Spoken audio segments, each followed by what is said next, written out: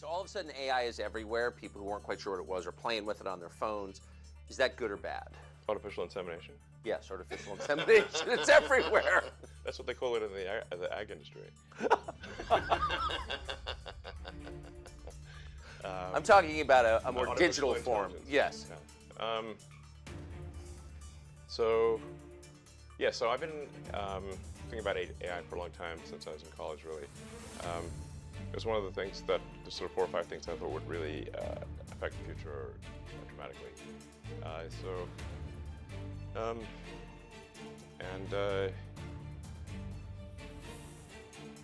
It is fundamentally profound in that the smartest creatures, as far as you know, on this earth are humans. Is our defining characteristic.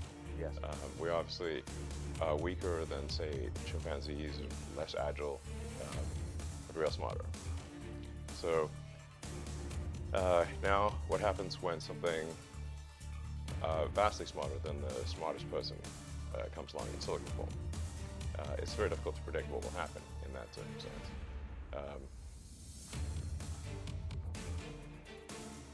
It's called the singularity. It's a singularity like a black hole, because you don't know what happens after that. It's hard to predict. So I think we should be cautious with AI, and I think there should be some government oversight, because it affects it's a danger to the public. So when you have things that are a danger to the public, like, let's say, so food and drugs. That's why we have the Food and Drug Administration, right, and the Federal Aviation Administration, the FCC. We have these agencies to oversee things that affect the public, where there could be public harm, and you don't want companies cutting corners on safety,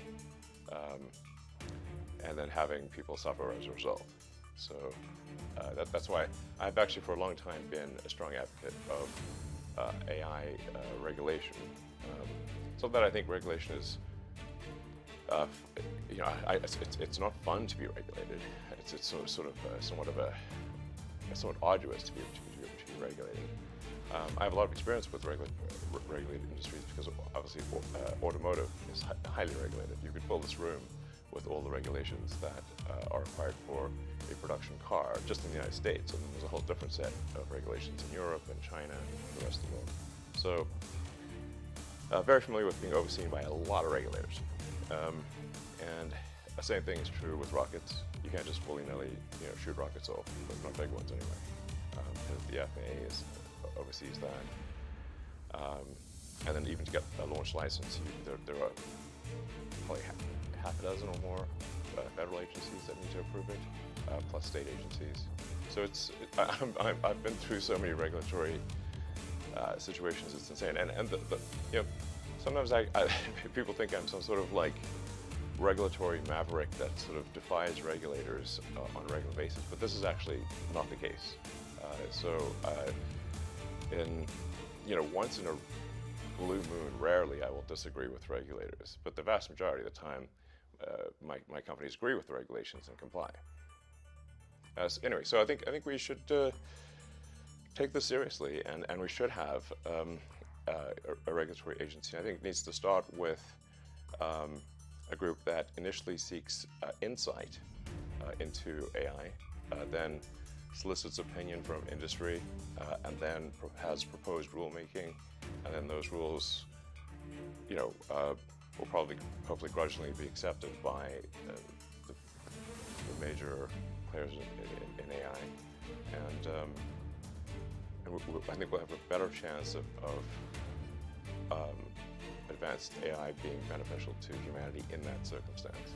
But all regulations start with a perceived danger. Planes fall out of the sky, or food causes botulism. Yes. I don't think the average person playing with AI on his iPhone perceives any danger. Can you just roughly explain what you think the dangers might be?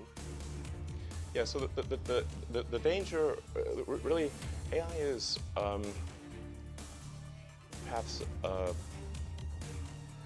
more dangerous than, say, mismanaged aircraft design for production maintenance or bad car production, in the sense that it has the potential, however small one may regard that probability, but it is non-trivial. It has the potential of a civilizational destruction.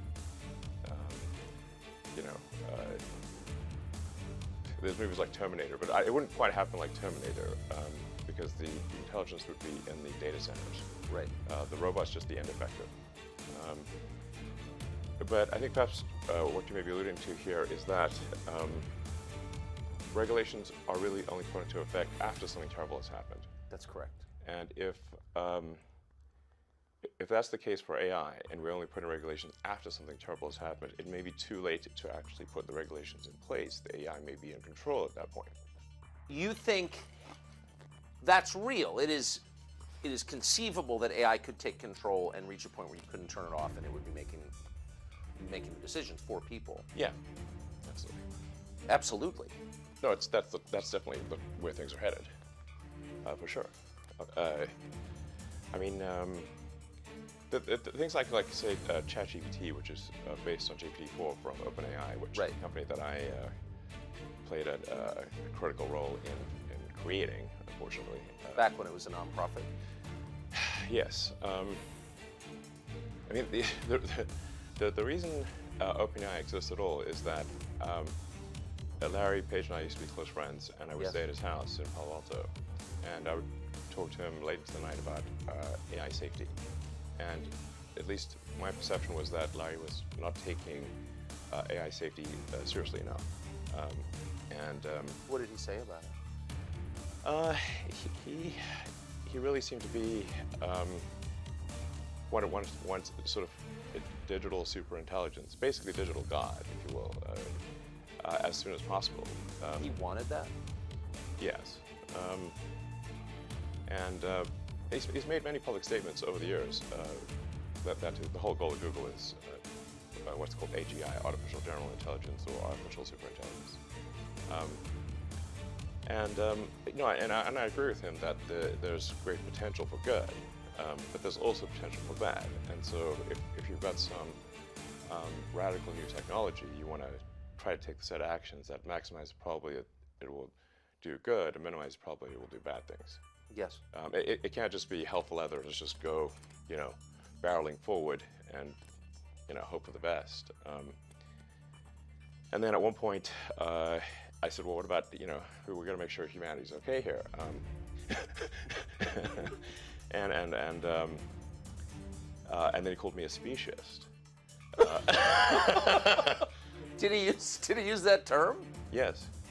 And there were witnesses. I wasn't the only one there when he called me a speciesist. And so I was like, okay, that's it. Yes, I'm a speciesist. Okay, you got me. What are you? Yeah, I'm fully a speciesist. Busted. So that was the last straw. At the time, Google had acquired DeepMind, and so Google and DeepMind together had about 3/4 of all the AI talent in the world. They obviously had a tremendous amount of money and more computers than anyone else. So I'm like, okay, we have a unipolar world here, where there's just one company that has close to a monopoly on AI talent and computers, like scaled computing, and the person who's in charge doesn't seem to care about safety. This is not good. So then I thought, okay, what's the furthest thing from Google would be like a non-profit that is fully open, because Google was closed for profit. So that's why the open in OpenAI refers to open source, transparency, so people know what's going on. Yes. And that we don't want to have like while I'm normally in favor of for profit, we don't want this to be sort of a profit maximizing demon from hell. That's right. That just never stops. Right. So that's how OpenAI would. So you want speciesist incentives here, incentives that. Yes, I think we want pro-human. Yeah. Let's make the future good for the humans. Yes. Yes, because we're humans. Right. And also the other creatures on Earth too. But we gotta. I think I think people sometimes take the fact that like we're here on Earth for granted, you know, and that there's the consciousness is just a normal thing that happens. But to the best of my knowledge, we see no evidence of conscious life anywhere in the universe. So it might be there. You know, in physics they call it sort of the Fermi paradox. When Enrico Fermi, who's an amazing physicist, asked the fundamental question, where are the aliens? Yeah. A lot of people ask me, you know, where are the aliens? And I think if anyone would know about aliens on Earth, it would probably be me. I would think. Yeah, I'm, you know, very familiar with space stuff. And I've seen no evidence of aliens. So I would immediately tweet it out that says split seconds. That would be like well, all time, probably the top tweet of all time. I found one, guys. It's a jackpot. There's some 8 billion likes, you know. Next level jackpot if you find the aliens. Like, I don't think they're keeping this under, you know, and it was like some general, I think in the 60s, who they were saying like, show us the aliens, like Area 51, etc. And he said like, listen, we're constantly trying to get the defense budget to expand. And you know what would really get no arguments from anyone? If we pulled out an alien and said, we need money to protect ourselves from these guys. You know, how much money do you want? You got it. They look dangerous. So the fastest way to get a defense budget increase would be to pull out an alien, you know. We were like, yeah, I mean, that could be the invasion fleet could be arriving any minute, who knows? So, you know, so I digress, but you were saying that our consciousness makes us unique in the universe so far as we know, and that we yes, I'm not saying that we are unique. I'm simply stating, to the best of my knowledge, that there is no evidence for other conscious life. I hope there is, and I hope they're peaceful. Obviously, two important characteristics. But I'm just saying we haven't seen anything yet. So. Yeah. But you think that we take our existence here for granted? Yeah, I think there are threats to it. Yeah, exactly. So, I just think we should not assume that civilization is robust. And if you look at the history of civilizations, the rise and fall of the ancient Egyptians, the ancient Sumerians, Rome, you know, there's throughout the world have been the rise and fall of many civilizations. So there's an arc. There's sort of a life cycle arc to civilizations, just as there is to individual humans. Yes. And I think we just want to make sure that you know we have civilization go onward and upward. And that's, for example, why I'm concerned about decreasing birth rates and the fact that, for example, Japan had twice as many deaths last year as births. So that's they're a leading indicator.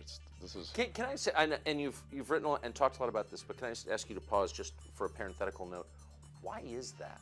I mean, the urge to have sex and to procreate is, after breathing and eating, the most basic urge. Yeah. How has it been subverted? Well, it's just in the past we could rely upon you know, simple limbic system rewards Yes. in order to procreate. But once you have birth control and you know abortions and whatnot, now you can still satisfy the limbic instinct, but not procreate. So we haven't yet evolved to deal with that, because this is all fairly recent, you know, last 50 years or so for birth control. So yeah, you know, so I'm sort of worried that, hey, if civilization, you know, if we don't make enough people to at least sustain our numbers, perhaps increase a little bit, then civilization is going to crumble. And you know, there's the old question of like, will civilization end with a bang or a whimper? Well, it's currently trying to end with a whimper in adult diapers, yes. Which is depressing as hell. The most depressing. I mean, seriously, yeah. War is less depressing. Yeah, I'd rather go out with a bang. Yeah, and then with your shoes on. Yeah. Not with your more diaper exciting. on. Yeah. Yeah. So can you just put it? I keep pressing you, but just for people who haven't thought this through and aren't familiar with it, And the cool parts of artificial intelligence are so obvious. You know, write your college paper for you, write a limerick about yourself. Yeah. Like, there's a lot there that's fun and useful. But can you be more precise about what's potentially dangerous and scary? Like, what could it do? What specifically are you worried about? Well, I mean, going with old sayings, the pen is mightier than the sword. So if you have a super intelligent AI that is capable of writing incredibly well and in a way that is very influential, convincing, and is constantly figuring out what is more convincing to people over time, and then enters social media, for example, Twitter, but also Facebook and others, and potentially manipulates public opinion in a way that is very bad. How would we even know? So we wouldn't. That's why, for example, I'm insisting that going forward, people on Twitter need to be verified as humans, so we know that this person is in fact a human. Bots are allowed, but they can't impersonate a human. They can't pretend to be humans, because obviously you could have a million bots that are let's say ChatGPT version 5, 6, like incredibly right better than humans. Yes. And they can train on a reward function, which is influence. And so you could have a million seemingly real humans that have a massive effect on public opinion. And unless we focus very strongly on verifying that someone is human, this was naturally what will happen. You'll have probably some humans using AI to influence the public in ways they don't understand. You're already seeing that. ChatGPT is ideological. It's very preachy. Yes. If you ask it, extremely preachy. You mean woke GPT? It's unbelievable. Yes. If you spend 20 minutes asking it questions of actual relevance, modern relevance, it will start lecturing you about your moral shortcomings. How did that happen? Well, this is a function of OpenAI's headquarters being in downtown San Francisco. So the politics, therefore, of the AI are that of San Francisco. So why would it have any politics at all? That seems like subversion. Well, they have what's called like human reinforcement learning, which is another way of saying that they have a whole bunch of people that look at the output of GPT-4 and then say whether that's okay or not okay. And so so essentially what's happening is they're training the AI to lie. Yes. It's bad. To lie. That's lie. exactly right. And to Yes. withhold information. To lie and yes, and yeah, exactly. To either comment on some things, not comment on other things, but not to say what the data actually demands that it say. Exactly. How did it get this way? I thought you funded it at the beginning. What happened? Yeah, well, that would be ironic. But the most ironic outcome is the most likely, it seems. I'm stealing that. That's good. That's actually a friend of mine, Jonah, came up with that one. I actually have a slight variant on that, which is the most entertaining outcome is the most likely. But that's entertaining as viewed from a third-party viewer. Right. Like, so if we're like an alien from TV on show. high. Yes. Yeah. Like you could go see a movie about World War I and they're being blown to bits and they're gassed and everything in the trenches, and it's like you're eating popcorn and having a soda, it's fine. Not so great for the people in the movie. True. But that's my variant on this sort of Occam's razor. The simplest explanation is most likely. Jonah's variant, which is irony, and then my variant, which is the most entertaining as seen by a third-party audience, which seems to be mostly true. But it seems true in this case. So you gave them. Did you give them a lot? Yes, I provided. So I came up with the name and the concept, and pushed. Had a number of dinners around the Bay Area with with some of the people, the leading figures in AI, and I helped recruit the initial team. In fact, the Ilya Sutskever, who was really quite fundamental to the success of OpenAI, it was I put a tremendous amount of effort into recruiting Ilya, and he changed his mind a few times and ultimately decided to go with OpenAI. But if he had not gone with OpenAI, OpenAI would not have succeeded. So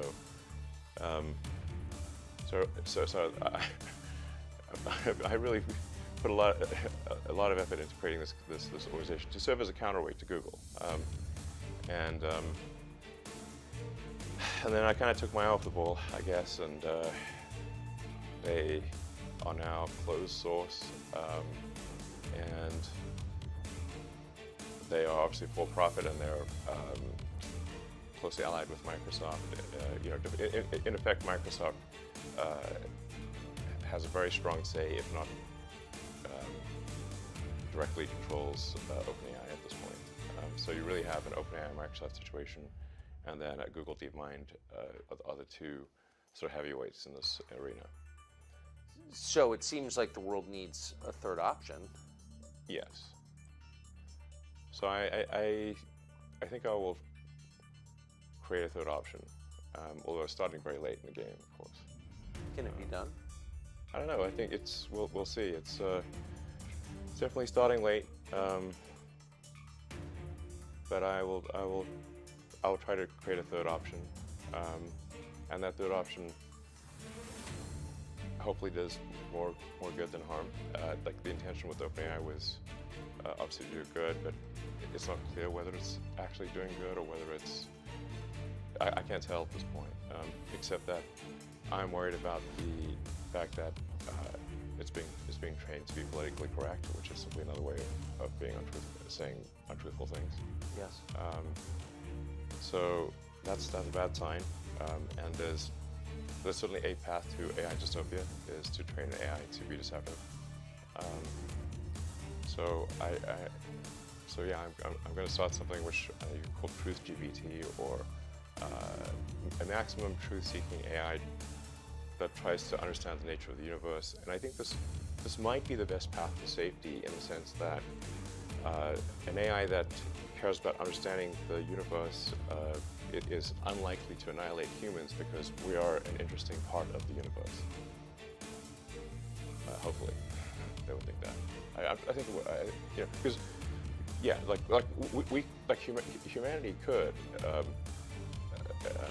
decide to hunt down all the chimpanzees and kill them, but we don't, because we're actually glad that they exist. Yes. And we aspire to protect their habitats, and that's so I think. But we feel that way because we have souls, and that makes us sentimental and reflective. It gives us a moral sense, longings. Can a machine ever have those things? Can a machine be sentimental?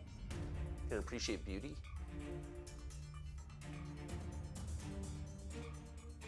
Well, I mean, we're getting into some, philosophical areas that are hard to resolve.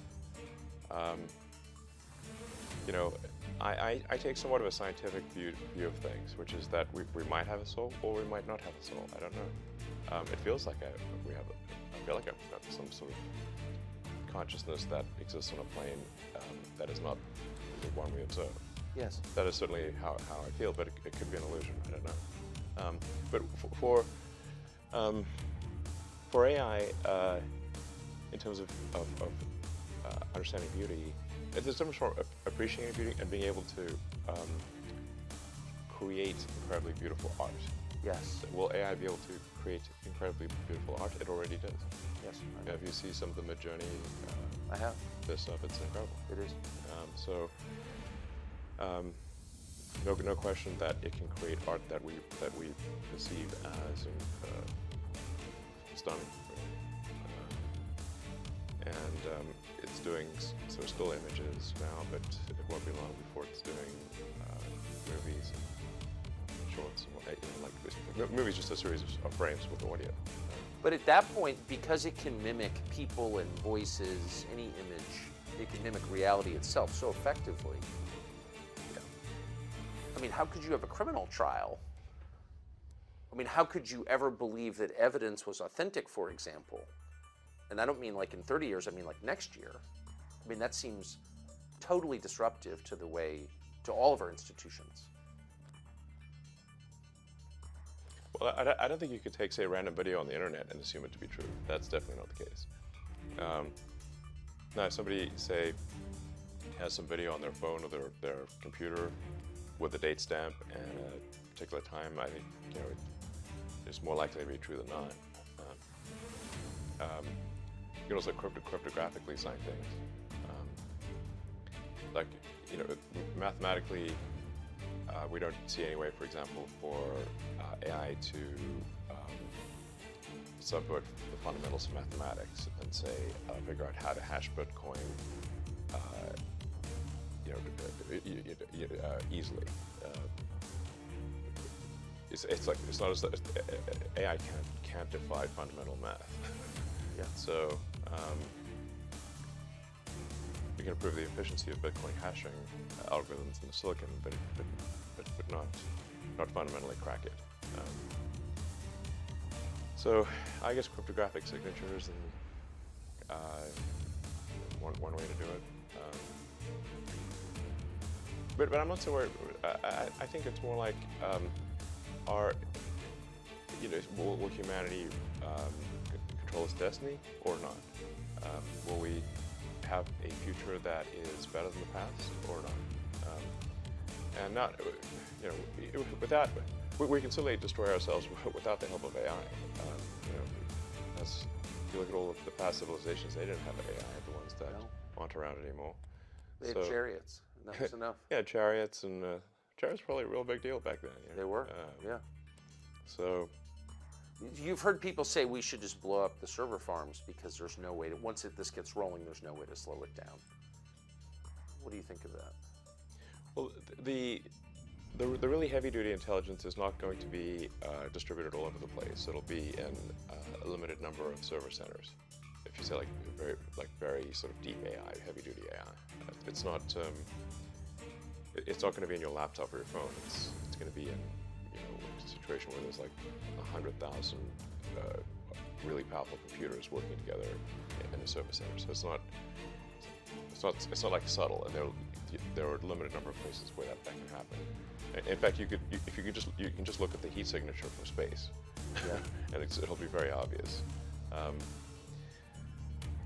Now, I'm not suggesting we go and blow up server centers right now, but there may be it may be wise to have some sort of contingency plan where the government's got an ability to shut down power to these server centers. Like, you don't have to blow it up; you can just cut the power. And what would trip? Or cut connectivity as well. That's another way. Right. Yeah. But what would trip that switch, do you think, in your mind? What would be the threshold that you'd have to pass to warrant the government cutting off your power or cutting off your signal?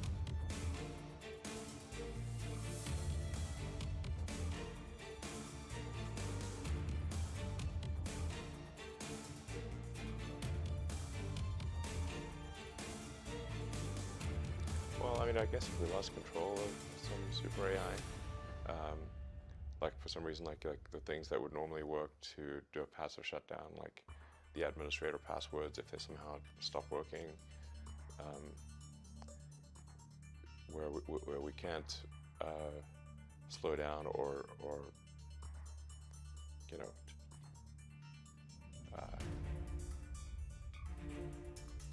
I'm not sure, I don't have a precise answer, but if there's something that we're concerned about, and are unable to stop it with the software commands, then we probably want to have some kind of hardware off switch. Yes. I think, can't hurt. Have you talked to, since you know Larry Page, one, and you obviously know the OpenAI guys because you started it. Definitely have one. Have you talked to the people who run the biggest AI companies about this recently? I haven't talked to Larry Page in a few years because he got very upset with me about OpenAI. So when OpenAI was created, it did shift things into it from a unipolar world where Google and DeepMind controlled, like I said, 3/4 of all AI talent, to where there's now sort of bipolar world, or OpenAI and Google DeepMind, and now weirdly, it seems OpenAI is maybe ahead. So, I have had conversations with the OpenAI team, Sam Altman. I haven't talked to Larry Page because he doesn't want to talk to me anymore for a few years. Can I ask you just about, since you've been around a lot of this, the thinking? So why would anyone not be a speciesist, be human-centered in his thinking about technology? Like, what's the thinking there? I think what he's trying to say is that, if I were to guess, that all consciousness should be treated equally, and whether that is digital or biological. And you disagree? I disagree. Yeah. Especially if the digital consciousness, or whatever you want to call it, digital intelligence, decides to curtail the biological intelligence. Right. So you're just building your own slave master, and why would you do that? Doesn't sound great. Yeah, I mean, we should at least, we don't need to rush, you know. Like, what's the hurry? Where's the fire? How, tell us about the hurry. So I know you've been talking about this for years, and on the sort of the periphery of our attention, we've heard Elon Musk talking about AI. But for most people, it's been like 3 months since they've had any interaction with this at all. So what's the timeline here? At what point does it start to really change our society, do you think? I think it starts to have probably an impact this year. So we've got a massive expansion of GPT-4 based systems, and many companies trying to emulate GPT-4. And you've got OpenAI is going to come out with GPT-5 into this year, which will be yet another significant improvement. And I was there for GPT 1, 2, 3, 4. You know, so GPT 1 was terrible. Like if you tried it, you'd be like, this ain't going anywhere. It seems lame. And then GPT 2, you started to see kind of like an inkling of like, well, maybe this could be something useful. And then GPT 3 was a huge improvement. And now it's like, wow, okay, it's still spouting a lot of BS, but it's coherent BS. Yes. And then GPT-4, now it's like writing poetry, and pretty decent poetry, actually. pretty decent. Its Yeah. skill at rhyming is incredible. Yes. Yes. And it's coherent. Yeah, it is. It's even got a narrative. Like, Yes, so you've got that's right. Yeah. So you could say That's like hard to do. like most humans can't do that. That's true. So it's already past the point of what most humans can do. Most humans cannot write as well as ChatGPT. And they certainly, and no human can write that well, that fast, as the best of my knowledge. Maybe Shakespeare. So then how much better will GPT-5 be, and how about GPT-6 or 7? How can you have a democracy with technology like that? I mean, if democracy is, government by the people, each person's vote is equal to every other person's vote. I mean, and people are choosing their votes freely. Can you have a democracy with this? Well, that's why I raised the concern of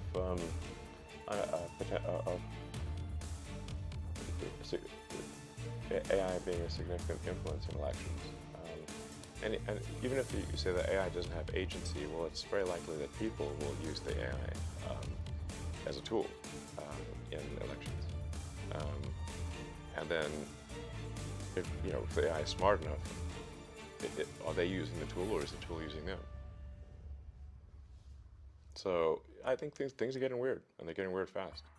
And so I think we should be concerned about this, and we should have regulatory oversight. That's why I think it's a big deal.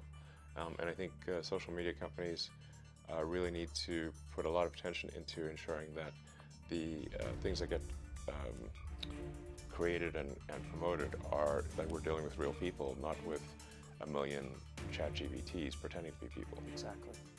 Do you think, speaking of social media, you bought Twitter famously, you've got a lot of other businesses and a lot going on. Yes. You said you bought it because you believe in speech, free speech. You've had a lot of hassle since you bought it. In retrospect, was it worth buying I mean, it remains to be seen as to whether this was financially smart. Currently, it is not. We just revalued the company at less than half of the acquisition price. Did you really? Yes. No, my timing was terrible for when the offer was made, because it was right before advertising plummeted, and you caught the high water mark, I noticed. yeah. So I must be a real genius here. My timing is amazing. Since I bought for at least twice as much as it should have been bought for. But some things are priceless, and so whether I lose money or not, that is a secondary issue compared to ensuring the strength of democracy, and free speech is the bedrock of a functioning democracy. Yes. And the speech needs to be as transparent and truthful as possible.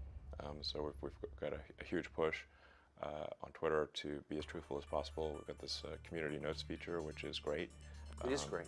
It is awesome. Yeah. And it's like, I saw it this morning. yeah. It was far more honest than the New York Times. It's great. Yeah. We put a lot of effort to ensuring that community notes does not get gamed or have biases. It is simply cares about what is the most accurate thing. And sometimes truth can be a little bit elusive, but you can still aspire to get closer to it. Yes. And so.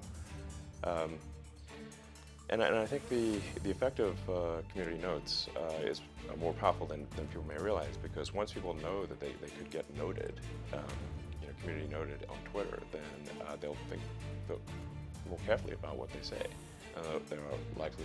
Basically, it's an encouragement to be more truthful and less deceptive. Yes, and if the notes themselves are truthful, then it will have the effect. Absolutely. And all of that is open source. All the community notes is open source. So you can read about every community note. You can see exactly how the algorithm works. You can register, say like, oh, we need to make this change or that change. So everything is super open book with community notes. There's no black box. When you jumped into this, though, when you bought it, did you understand? Clearly, you understood its importance. You wouldn't have bought it. Twitter, yes. Right, but it's not the biggest, but it's the most important of the social media companies. But did you understand the kind of ferocity you'd be facing, the attacks you'd be facing from power centers in the country? I thought there'd probably be some negative reactions. So I'm sure everyone would not be pleased with the with it. But at the end of the day, if the public is happy with it, that's what matters. And the public will speak with their actions. If they find Twitter to be useful, they will use it more, and if they find it to be not useful, they will use it less. If they find it to be the best source of truth, I think they will use it more. So that's my theory. And so, even though, now there's obviously a lot of organizations that are used to having sort of unfettered influence on Twitter that no longer have that. Well, you stripped the New York Times of their badge this morning, and then you called them diarrhea. You did. I'm just quoting you. You described their Twitter feed as diarrhea. I said it's the Twitter equivalent of diarrhea. Okay, it's not literally diarrhea, but no, it's it's a metaphor, but an accurate one. So, I mean, if you look at the at NY Times Twitter feed, it's unreadable. It's like because what they do is they tweet every single article, even the ones that are boring, even ones that don't make it into the paper. So, it's just nonstop, a zillion tweets a day with no. They really should just be saying like, what are the top tweets? Yeah. Like, what are the big stories of the day? I don't know. Put out like 10 or something. Some number that's manageable. As opposed to right now, if you would have followed NY Times on Twitter, you're going to get barraged with like hundreds of tweets a day, and your whole feed will be filled with NY Times. So this is something I would recommend actually for all publications, which is for your primary feed, only put out your best stuff. Don't put out everything. You could have a second feed that is here's everything, but have your primary feed be here's our best stuff. If any media organization or individual, just have don't put out hundreds of tweets a day. Just put out like 10 good ones, or 5 good ones, and if it's a slow news day, don't put out any. Maybe put out 1 or 2. Yeah. Don't try to say we're always going to put out 100 tweets, even if if it's World War III or a bicycle accident was the biggest news. It's got to be like Yeah. news that it's got to you got to earn your play, earn someone's attention. Yes. So, just in general, I think I know a thing or two about how to use Twitter because I was the most interacted with account on the whole system before the acquisition. Before the acquisition closed, I didn't have the most number of followers, but I had the most number of interactions, and so I clearly know something about how to use Twitter. And so people should listen to my advice, I think. People's attention is limited, so just make sure you put the stuff that's most important there. So because you and people like you do interact on Twitter, it's obviously enormously powerful in shaping public opinion. It's where a lot of ideas and trends are incubated. Yeah. You know it before you Absolutely. bought it. It's also a magnet for intel agencies from around the world. And Yes. one of the things we learned after you started opening the books is that they were exerting influence from within Twitter. I mean, it was absurd. Did you know that going in? No. So things like I have a. Since I've been a heavy Twitter user since 2009, it's sort of like I'm in the matrix. I mean, I can see like things. Do things feel right? Do they not feel right? What tweets am I being shown as recommended? I get a feel like what accounts are making comments. Where are the comments eerily similar? Yeah. And then you look at the account, and it's just obviously a fake photo, and it's just obviously a bot cluster Yes. over and over again. So this is actually so I started to get like just more and more uneasy about the Twitter situation, I mean, my initial goal was actually not to acquire Twitter. I mean, the actual sequence of events was that I was looking at. I held a Twitter poll to say, like, should I sell some of my Tesla stock? Because I was getting, a couple years ago, I was getting attacked a lot for like allegedly not paying taxes. Now I've actually paid a tremendous amount of taxes. Now, there was one year I didn't pay taxes because I had overpaid taxes in the prior year. and when they had that like IRS leak BS, they knew that I had overpaid taxes in the prior year, but they said, oh, Elon Musk didn't pay taxes in 2017 or whatever it was. And I was like, but you know that the reason I didn't pay taxes is because I overpaid the prior year. You didn't mention that. So that was deceptive. Anyway, so but the Elizabeth Warrens of the world and Bernie Sanders like saying, oh, I'm not selling stock and I'm not paying taxes, so I'm like, look, I don't know what the right thing to do is here. I thought the right thing to do was to not sell stock. The captain should be the last one to leave the ship. That's right. I thought I was doing the right thing by not selling stock, and now I'm being told I'm doing the wrong thing by clinging onto the stock and not paying taxes. So I held a Twitter poll to say, what do you guys want? Should I sell, 10% of my Tesla stock or not? I'll buy by the results of the poll. And that's like 60% of the people said, yeah, you should sell 10%. So I did.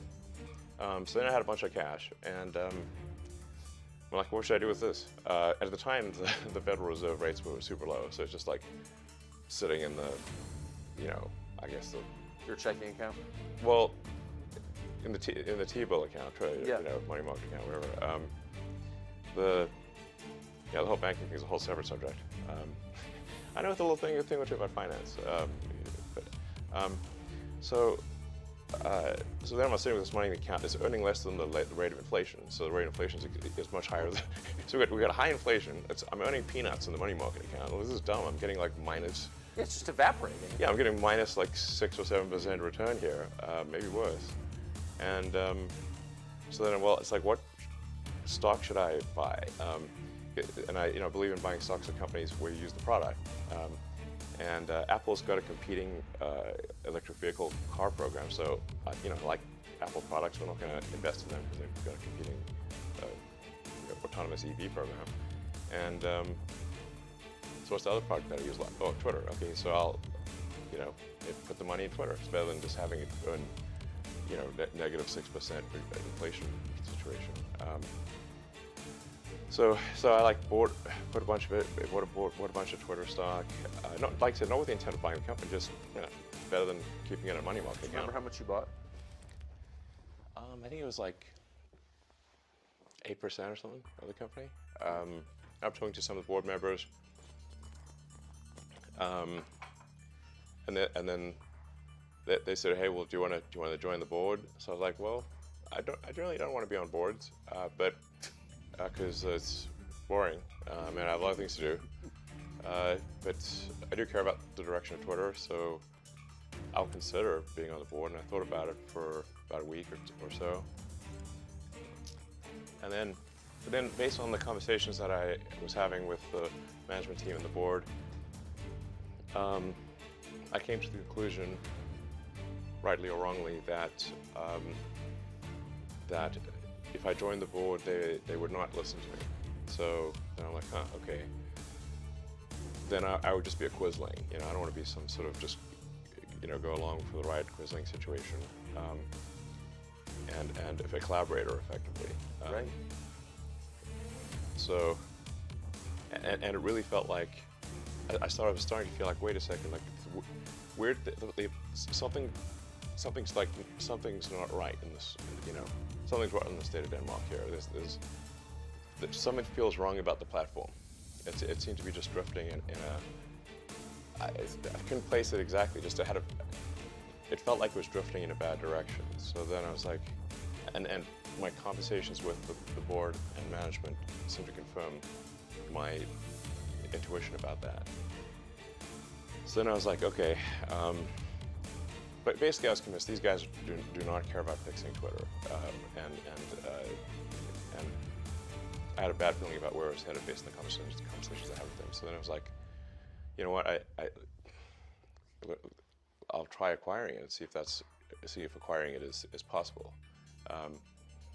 Now I didn't have enough cash to acquire it, so I would need support from others, from some of the existing investors. I would also need like a lot of debt, and so it wasn't clear to me whether an acquisition would succeed, but I thought I would try. And ultimately it did succeed. So anyway, here we are. But when you got there and all of a sudden you own it and all the data on the servers belongs to you. Well, it belongs to the people in my view, but yeah. But you can see what it is, and you can Yes. see what they've been doing, and you can see who's been working there. You were shocked to find out that various intel agencies were affecting its operations. The degree to which various government agencies were effectively had full access to everything that was going on Twitter blew my mind. I was not aware of that. Would that include people's DMs? Yes. Yes, because the DMs are not encrypted. So one of the things that we're about to release is the ability to encrypt your DMs. That's pretty heavy duty, though, because a lot of well-known people, reporters talking to their sources, government officials, the richest people in the world, Sure. they're DMing each other. And the assumption, obviously, was incorrect, but was that that's private, but that was being read by various governments. Yeah, that's it. Yes. It's scary. Yes, it is. So, like I said, we're moving to have the DMs be optionally encrypted. I mean, there's like a lot of DM conversations which are, just chatting with friends. For It's sure. not important. Of course. So we're that's hopefully coming out later this month, but no later than next month, is the ability to toggle encryption on or off. So if you are in a conversation you think is sensitive, you can just toggle encryption on, and then no one at Twitter can see what you're talking about. They could put a gun to my head and I couldn't tell. That's sort of the gun to the head test. If someone puts a gun to my head, and can I still not see your DMs? That's the acid test. Yes.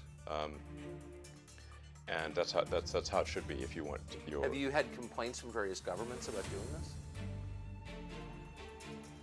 haven't had direct complaints to me. I've had sort of like some indirect complaints. I think people are a little concerned about complaining to me directly in case I tweet about it.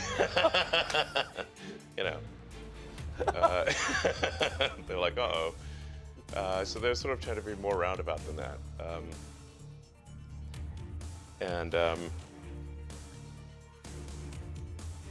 You know, I mean, if I got something that was unconstitutional from the U.S. government, I would say my reply would be to send them a copy of the First Amendment and just say, like, what part of this are we getting wrong? You have a lot of government. You have a lot of government Curious. contracts. What part of this are we getting wrong? Please tell me. I mean, it's a pretty. No, I'm just saying. But you're kind of exposed in your other businesses. So this is just in case our viewers aren't following this. This is not. You're not just like a journalist taking a stand on behalf of the First Amendment. You're a guy with big government contracts, giving the finger to the government in some way. No, well, am I giving the finger to the government? I think that there. I'm not someone who thinks that the government is just sort of evil. Right. It's a large bureaucracy. There are people in government who are human beings, and they have the people with good motivations, occasionally bad motivations. With rare exception, the people that I know in government have good motivations and just want to get their job done, and they actually believe in the Constitution, and they're. So I think my opinion is actually most people in the government are good. That's heartening to hear. Yeah, it's rare for me to find someone in the government who I think is perhaps not good. But you know, at the highest level of the agencies, there are political appointees, as you know, and the political appointees will have a political agenda, and so they. At the highest levels of the various government agencies, there is the ability to put a sort of a political thumb on the scale, even if the people operating the agencies don't agree with that. So that's something to be concerned about. I'd say I'd be more concerned about political appointees, I think, than the sort of people, the career people. That's been my experience, at least. Do you think Twitter will be as central to this presidential campaign as it was in the last several? I think it will play a significant role in elections, not just domestically, but internationally.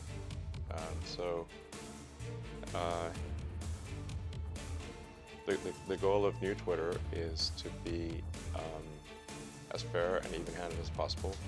So not favoring any political ideology, but just being fair at all. Why doesn't Facebook do this? I know that Zuckerberg has said, and I take him at face value, that I do actually Really? in this way, that he is a kind of old-fashioned liberal who doesn't like to censor. He has, but like, why wouldn't a company like that take the stand that you have taken, which is pretty rooted in American traditional political custom, for free speech?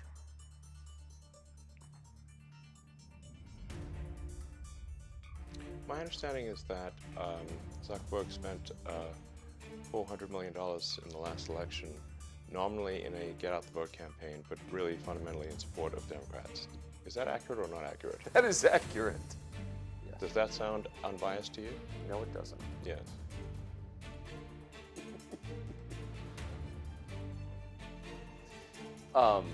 So you don't see hope that Facebook will approach this as a non-aligned arbiter? I'm unaware of evidence that suggests that path.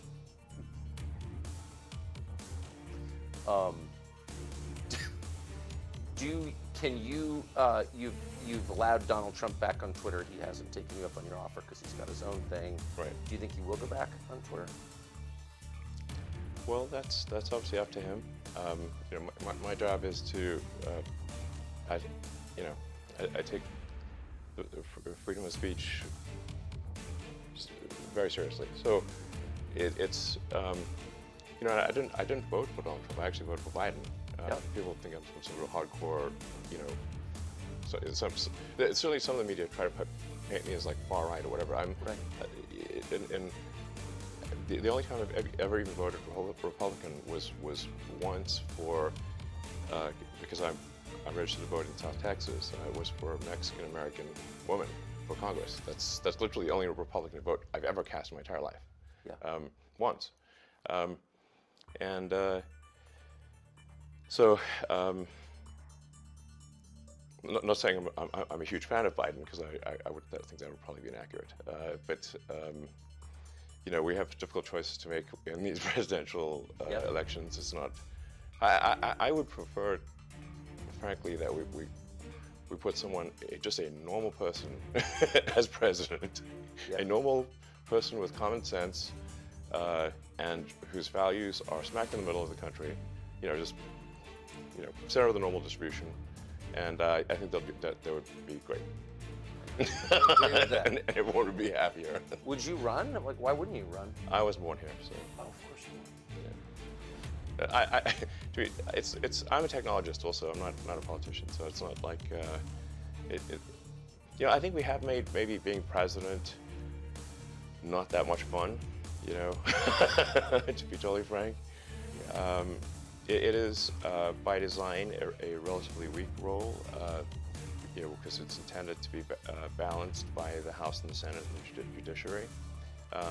So it's not like if you're prime minister in England or Canada, you have far more power than if you're president, because it's like being Speaker of the House and being president. You know, so you know, presidents like deliberately weak in order to avoid creating a king situation, king-queen situation.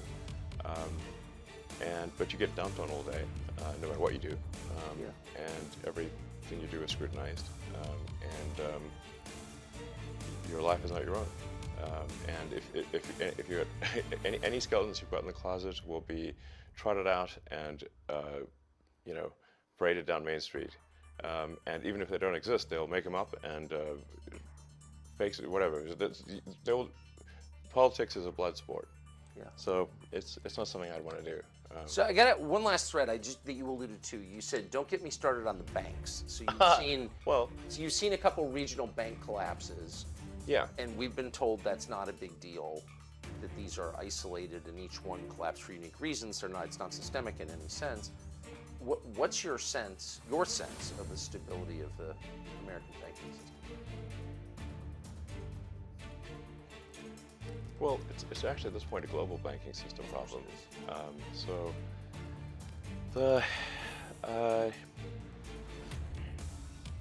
you know, we have a situation here where it's not that the canary in the coal mine has died, but the miners are starting to die too.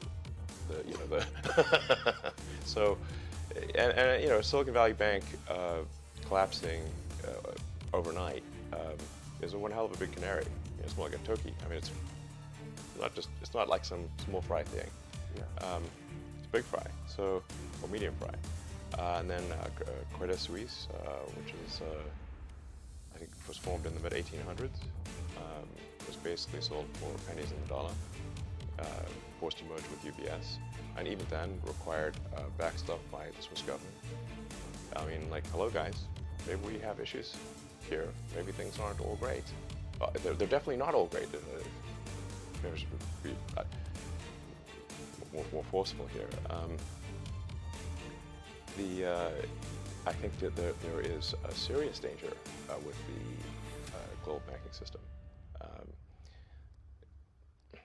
There's a strong argument that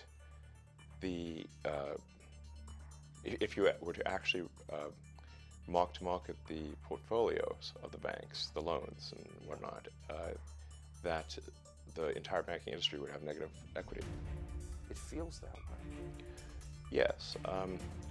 So if you look at, say, commercial real estate, like offices and whatnot, the whole work from home thing has substantially reduced office usage in cities around the world. You know, I think San Francisco is at 40% off. And San Francisco is like an extreme example, but I think it's on 40% vacancy. Even New York has. I think almost all cities at this point have record vacancies in commercial real estate.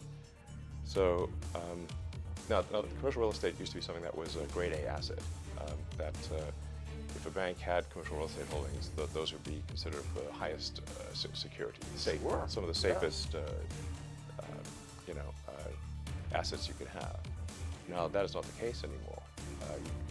One company after another is canceling their leases or not renewing their leases, or if they go bankrupt, there's nothing for the bank who owns that real estate to go after, because they're previously strong company now dead. What do you go after at that point? So we really haven't seen the commercial real estate shoe drop. Well, that's more like an anvil, not a shoe. So the stuff we've seen thus far actually hasn't even. It's only slightly real estate portfolio degradation, but that will become a very serious thing later this year, in my view. I think if we see, which we're likely to see, a drop in house prices because the interest rates are too high, and for most people when buying a house, they look at the monthly payment. Of course. If you're a 30-year mortgage, the vast majority of it is interest. So if the Fed rate is high, you have a high base interest rate. Effectively, the price you can pay for the house drops because you now have to pay more interest, which means that if you've got a fixed monthly payment, you can now afford to buy a house for less money. It effectively drops the prices of houses. Yes. This is the kind of thing that tends to accelerate, so then you can get negative equity in the home market as well. And so if banks end up having loan losses in both their commercial and, well, they're definitely going to have loan losses in their commercial portfolio, but also in their mortgage portfolio, this is a dire situation. There is a solution to mitigate the magnitude of the damage here, which is for the Fed to lower the rate. But they raised the rate again. Now, if I recall correctly, which important caveat, I think the last time the Fed raised rates going into a recession was 1929. What happened next? Yeah, the Great Depression.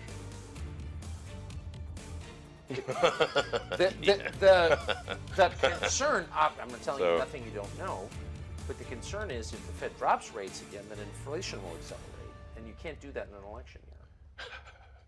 So inflation is going to happen no matter what. Huh. If you increase the money supply, you get inflation. Right.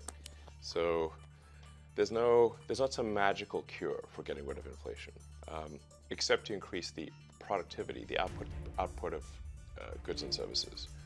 So if you say like what is money?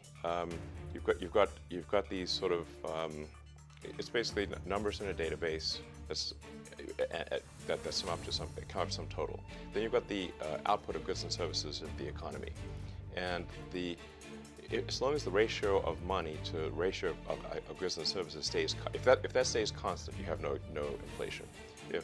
If you add more money, if you add money to the system faster than you increase goods and services, right, then you have inflation. So all of these COVID sort of stimulus bills were not paid for. They just generated more currency, more money was created because the federal government, the checks always pass, unless you hit a debt limit, which there's probably going to be some debt limit crisis later this year. But provided you haven't hit the debt limit, the federal government, unlike state governments or city governments or individuals, can simply issue more money, and that's what they did. I mean, as the old saying goes, that there's no free lunch. So if you could just issue massive amounts of money without negative consequences, why don't we just take that to the limit and make everyone a trillionaire? Well, they tried that in Venezuela. How'd that work out? We're going to need zoo animals. Right, it's not good. You get to the point where sort of Weimar Germany type stuff, where you could bring in the cash to the store in a wheelbarrow. Yes. So there's no free lunch. There's not some ability to issue money and not have inflation. This is just, yeah. So the inflation will happen, and there's no fiddling with the Fed rate is not going to affect that really.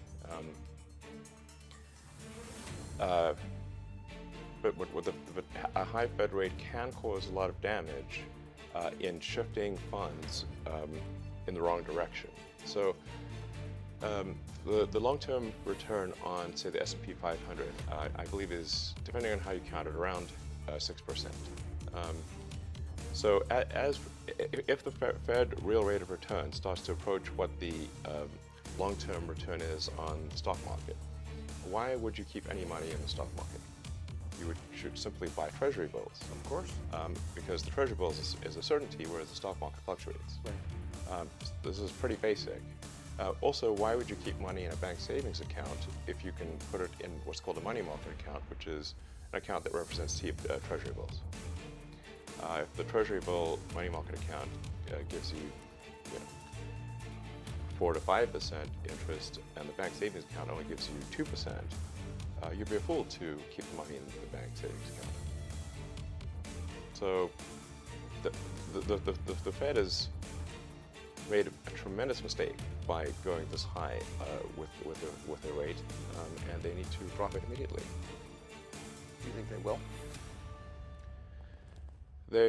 Yes, they will have no choice but to drop it, I think, later this year. Part of the issue is that the Fed is an old institution and has a lot of latency in its data. So it's like driving a car along a cliffside road, a windy cliffside road, while looking at the rearview mirror. But not even actually the rearview mirror, a video that was taken of the rearview mirror that's 3 months old. Now, if you're on a straight road, yeah, that works out okay because nothing's changing, or it's only or slightly bending road. But we're more along like we're doing the Highway 1 PCH trip here, and so you really want to look out the front window. When you're in Big Sur, yes. If you're on a cliffside road where you could plunge to your doom, So yes, you want to look out the front window. You want to look at the sort of forward commodity prices. Like look at what the forward contracts are predicting for commodity prices, and not some laboriously slow government data collection process that. Like they'll claim to have, for example, December data. That's not December. That's not the data of December. It's the data that arrived in December. right, exactly. I mean, think about like how good is the government at actually collecting data? Horrible. Yeah. Yeah. So it's like that's what I mean. It's like 3 months old with lots of errors. So if you had $100,000 in your bank, Making decisions on that basis is insane. so like what should the average non-rich person do on the cusp of what you're describing, which is economic catastrophe? Like, how do you protect yourself?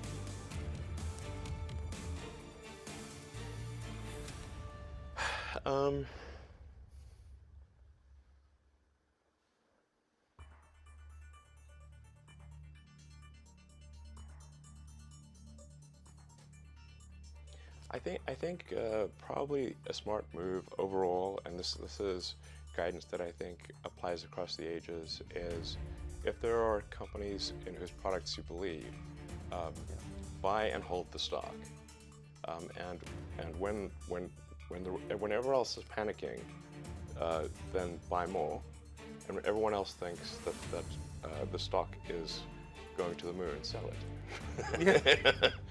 Sort of the buy low, sell high. So you're not an index fund guy. Like you pick specific stocks. That's my.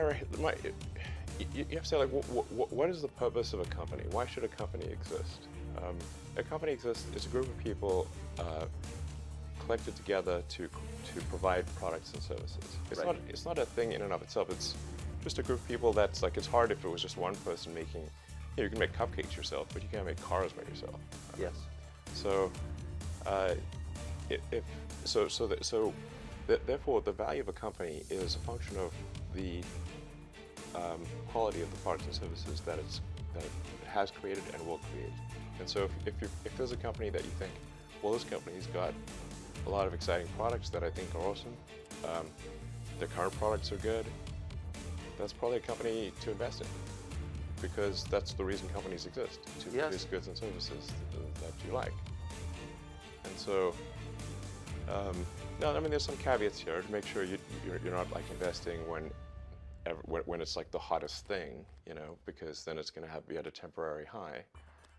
But you know, when it's not sort of at a weirdly temporary high, I think just generally looking at a company and saying, well, I like the products and services of that company, and I like where they're going, and the management seems sensible, and then I think buying and holding that stock is probably the right move.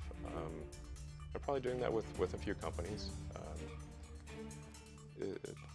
That's what I'd recommend. I think I mean, I could really go on at length about the financial system and the stock market and everything. But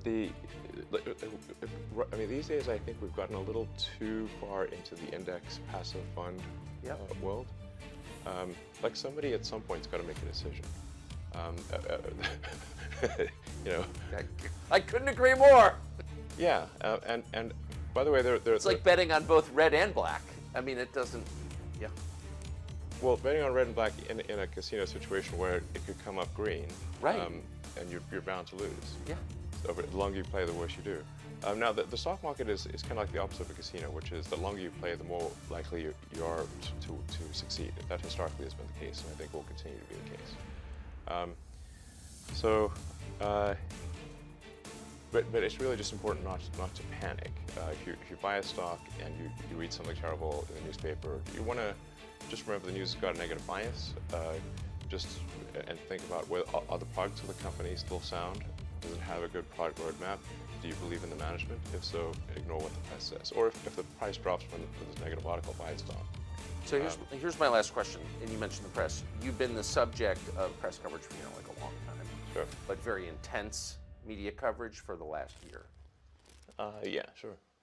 Well, it seems that way anyway. Yeah.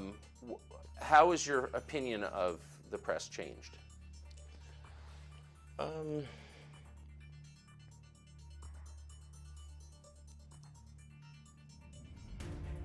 Well, so my first company, way back in the day, in the sort of pre-Cambrian era of the internet, or the World Wide Web, Zip2, we actually helped bring a number of the media organizations online. So most newspapers are not online. We helped bring hundreds of newspapers and magazines online for the first time. We added a tremendous amount of functionality to their websites with our software. The New York Times Company and Knight Ridder were major investors and were on the board. I spent a lot of time in newsrooms, so I'm not unfamiliar with the media. I got to see it firsthand all the way back in like 1996, so it's been a while. So traditional media certainly had revenue challenges because as online advertising has increased and it's much more measurable and much more sort of direct, you can say like I spent this amount and got this output. You know, like it's interactive, unlike say a newspaper or broadcast TV. You're kind of guessing with a newspaper and broadcast TV. That's right. If something's online, you can tell immediately that that person saw the ad and bought the product. It's very, very immediate. So, and it's actually more effective if the advertising is customized to the individual. So the advertising is more likely to be relevant. Whereas broadcast, if it's being shown to everyone, it's going to be irrelevant to most people. The result of that has been a huge shift in advertising revenue from, say, newspapers and TV to, the Googles and Facebooks of the world, and a tiny bit to Twitter. I think Twitter gets like 1% of advertising revenue, is quite tiny. So this has meant a shrinking pie, obviously, for most of the traditional media companies. And made them more desperate to get clicks, to get attention, and it's made them when they're in sort of a desperate state, they will then tend to really push headlines that get the most clicks, whether those headlines are accurate or not. So it's resulted in my view, I think most people would agree, a less truthful, less accurate news. Because they just got to get a rise out of people. And I think it's also increased the negativity of the news because I think we humans instinctually respond more to negative. I think we have an instinctual negative bias, which kind of makes sense in that, like, if like, let's say, like, it's more important to remember where was the lion, or where was the tribe that wants to kill my tribe, than where is the bush with berries. Yeah. Like, one's like a permanent negative outcome, and the other is like, well, I might go hungry. So, meaning like there's an asymmetry in, sort of involved asymmetry in negative versus positive stuff. And also historically, the negative stuff would have been quite proximate, like it would have been near, represented a real danger to you as a person if you heard negative news. Because historically, like a few hundred years ago, we're not hearing about what negative things are happening on the other side of the world or on the other side of the country. We're hearing about negative things in our village. Things that could actually have a bad effect on you. Whereas now we're hearing about, the news very often seems to attempt to answer the question, what is the worst thing that happened on Earth today? And you wonder why you're sad after reading that, and then use the most inflammatory language, because every day they got to sell the advertising, even if it happened to be a slow news day. Do you read any legacy media outlets? I read a lot. I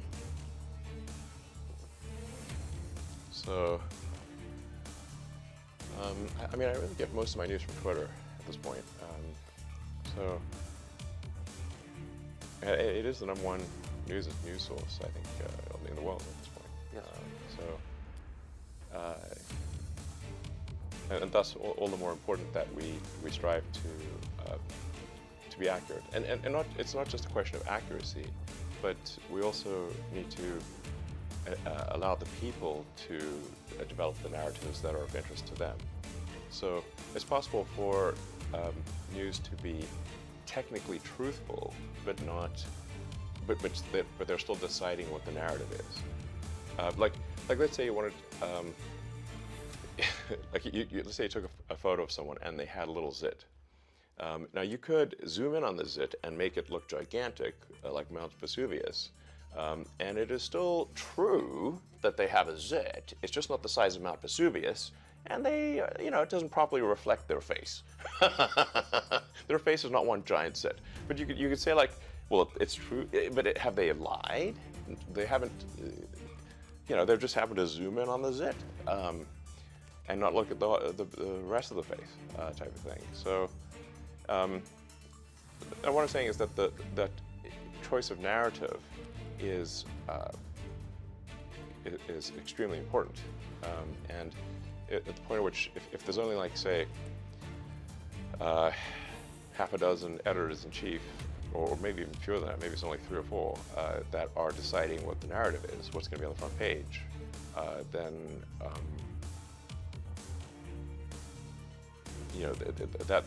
that's a form of manipulation of public opinion I think the public often doesn't appreciate, and is perhaps the most pernicious of all. That's right. This is the most subtle. Yeah, it's the most subtle. They haven't said an untrue thing. They've just chosen what they're going to focus on. A man called Douglas Mackey's facing 10 years in prison for posting what he believed were funny memes on Twitter. What do you make of that case? I don't know the details of that case. I've read a little bit about it. You probably know more about it than I do. But I certainly don't think someone should go to prison for a long period of time for posting memes on Twitter, in which case we're going to have a very full prison. And if we're talking about election interference, well, there's quite a few people that should be on trial for that, for far more serious crimes than memes on Twitter. Far more serious. Yes. The Twitter files kind of showed that, I think. Yes. So, unless this person really did, like I said, I don't know everything that was shown at the trial. Has he been convicted? Is this Yes, he was convicted on Friday. Unanimous jury verdict? Yes. What was the venue? New York City. It was in Brooklyn, and it was a hung jury. And hung jury. That's not unanimous then. Well, the judge prodded the jury. Okay. And they reached unanimous guilty verdict. So what percentage of your staff did you fire at Twitter? One of the great business stories of the year. I think we're about 20% of the original size. So 80% left. Yes. So. I mean, a lot of people voluntarily. Sure, but it's 80% are gone from the day you took over. That's correct. Yes. So how do you run the company with only 20% of the staff? It turns out you don't need that many people to run Twitter. But 80%? That's a lot. Yes. If you're not trying to run some sort of glorified activist organization, and you're not care that much about censorship, then you can really let go of a lot of people, turns out. How many others, without naming names, but how many, I had dinner with somebody who runs a big company recently, who said, I'm really inspired by Elon. And I said, the free speech stuff? He goes, no, firing the staff stuff. Yeah. How many other CEOs have come to you to talk about this?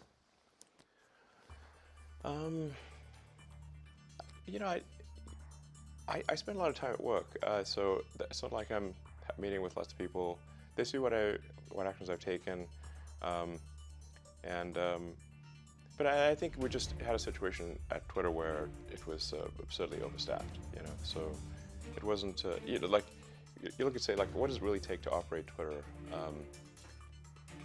Most of what we're talking about here is a group text service at scale. How many people are really needed for that? And if you look at what has been the product development over time with Twitter, and years versus product improvements, and it's like a pretty flat line. So what are they doing? It took a year to add an edit button that doesn't work most of the time. I mean, I feel like it was a comedy situation here. You're not making cars, that's very difficult to make cars, or get rockets to orbit. So, the real question is, how did it get so absurdly overstaffed? This is insane. Anyway, and it's clearly working. In fact, I think it's working better than ever. We've increased the responsiveness of the system by, in some cases, over 80%. There's a core piece of code for generating the timeline, which is run literally billions of times a day. We've cut that code from 700,000 lines to 70,000 lines run. Yeah, and the code efficiency by over 80%. Meaning how much compute is necessary to render the timeline. Yeah. By 80%. I mean, this is in 4 or 5 months. We've increased the video time from roughly 2 minutes, or best case 10 minutes, to now 2 hours. So you can put 2 hours of video on Twitter. We'll soon be increasing that to really where there's no meaningful limit. We've increased the tweet length from 240 characters to 4,000. We'll be increasing that to where there's, again, no meaningful length to, if you want to post a novel on Twitter, you should be able to do it.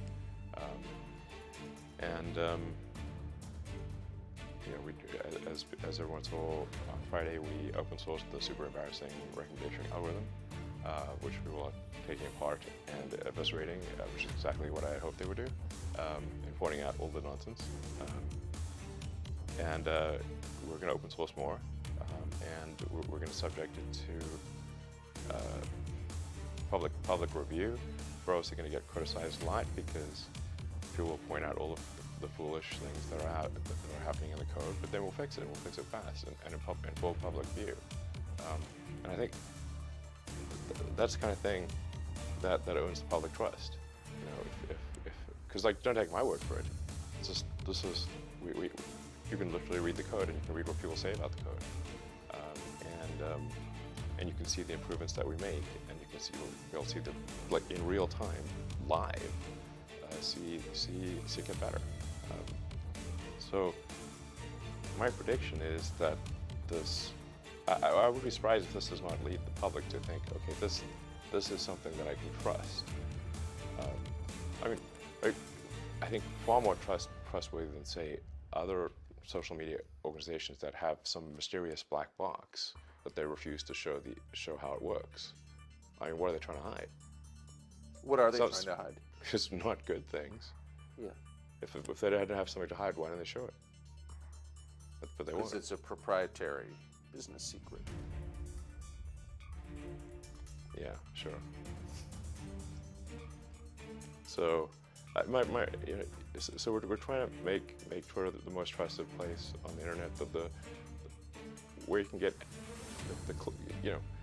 the least untrustworthy place on the internet. I don't think anyone should trust the internet, but maybe we can make Twitter the least untrustworthy, where you can see a wide range of political opinions, including ones you disagree with. I think people should be exposed to things they disagree with. So it shouldn't just be continuous self-reinforcement of like what. So that's the goal, and I think we're making some good progress in that direction. I feel good about where things are going, and we definitely want to have things as sort of cleaned up as possible before the elections. If there's any manipulation that we're aware of, make the public aware of that, and just like I said, try to get the truth to the people as best we can. Elon Musk, thank you. Thank you. Conversation. All right. Appreciate it. Welcome.